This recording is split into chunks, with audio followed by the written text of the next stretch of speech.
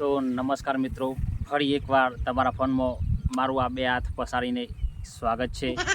તો આજના વિડીયોમાં તમને એવા વ્યક્તિની મુલાકાત કરાવવાનો છું જે વીઘામાંથી કમસે કમ એટલે કે ઓછામાં ઓછી 150 મણ મગફળી પકવીને વિશ્વમાં તેમને એમના નામનો ડંકો વગાડી સાથે સાથે ભારતનું નામ રોશન કર્યું હતું। તેવું બીજું કોઈ નહીં પણ આપણી વચ્ચે તમે પણ જાણતા હશો ટીનભા એટલે ટીનુસિંહ માધુસિંહ પરમાર તેમનું પૂરું નામ છે। તે સાગપુર ગામના રહેવાસી છે। તો તેમની હું મુલાકાત કરાવવાનો છું અને તેમણે ભારતનું નામ રોશન કર્યું એટલે નરેન્દ્ર મોદીએ તેમને એવોર્ડ આપ્યો હતો। એવોર્ડનું નામ હતું તો OMVF એટલે કે ઓછી મહેનત વધુ ફાયદો। તો સાથે સાથે તેમણે પોતાનું નામ રોશન કરીને આપણા બધાનું સર વિશ્વમાં ઊંચું કર્યું હતું અને આજે તે વ્યક્તિની હું તમને મુલાકાત કરાવીશ। તમારી ઈચ્છા આજની તારીખમાં પૂર્ણ કરીશ। તો ચાલો, વાત બહુ થઈ, આપણે જઈએ તેમના જોડે। તો આપણા વિડીયોમાં તાલીથી વધાવી લો। આપણા ટીનભા આપણી સમક્ષ છે। તો આવો અને મારા ચાહકોને તમારી ખેતી વિશે 5 એવા કાર્યો જણાવો, એ પણ મગફળી વાવીને માલામાલ થઈ જાય અને એ પણ ગરીબી મુક્ત થઈ જાય। તો તાલીઓથી વધાવી લઈએ। આવી ગયા છે આપણા ટીનભા।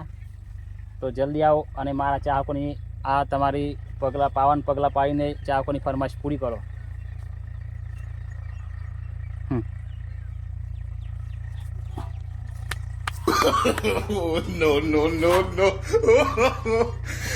જય માતાજી મિત્રો, હું છું આપણો ટીનભા, ગુજરાતી કોમેડી કિંગ। અને તમે જોઈ રહ્યા છો અમારા વિષ્ણુભાઈનો વિડીયો। તો આમાં ફળે પકાવવા માટે આપણે દેશી ખાતર એટલે કે સોનિયું, આપણે પેલું પુલ્લા આવે ને જે બેહોના, એ 4 ટેલર ખાલું કર્યું છે। 4 ટ્રેક્ટર ભરીને યુરિયા ખાતર નાખ્યું છે। 4 ટ્રેક્ટર ભરીને સલ્ફેટ નાખ્યું છે।